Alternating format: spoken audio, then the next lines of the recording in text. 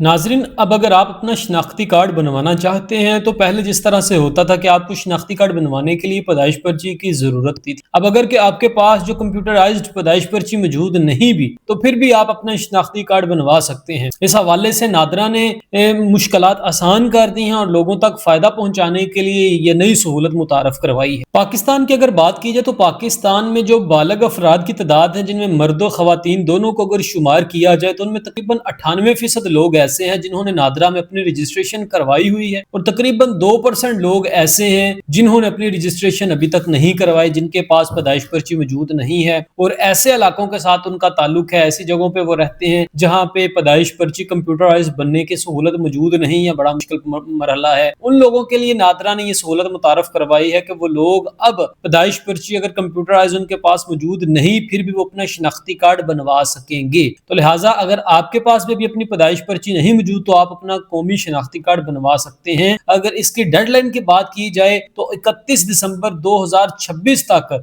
जो है आप इस तरीके कार को इख्तियार कर सकते हैं और खानदान के जो अफराद अभी रजिस्टर्ड नहीं है उनकी बायोमेट्रिक तस्दीक के जरिए उनकी रजिस्ट्रेशन करवाई गई। सारा का सारा मरहला कैसे होगा कि पहले से जो खानदान में मौजूद अफराद ऐसे हैं जिनकी रजिस्ट्रेशन मौजूद है, उनकी बायोमेट्रिक रजिस्ट्रेशन के थ्रू जो अफराद रजिस्टर्ड नहीं उनकी रजिस्ट्रेशन की जाएगी और उनको कौमी शनाख्ती कार्ड दिया जाएगा। अगर इनमें खवातीन की बात की जाए तो 18 साल तक उनकी उम्र की हद है, 18 साल से ऊपर जो है वो अपना शनाख्ती कार्ड इस तरह से बनवा सकती हैं। और अगर इनमें मर्दों की बात की जाए तो उनकी जो एज ब्रैकेट है वो 24 साल है, तो वो भी अगर 24 साल से ऊपर है तो वो भी अपना कौमी शनाख्ती कार्ड पैदाइश पर्ची के बगैर बनवा सकते हैं। कमेंट सेक्शन में जरूर बताते जाइएगा कि आप नादरा की इस नई सहूलत से खुश हैं या नहीं खुश।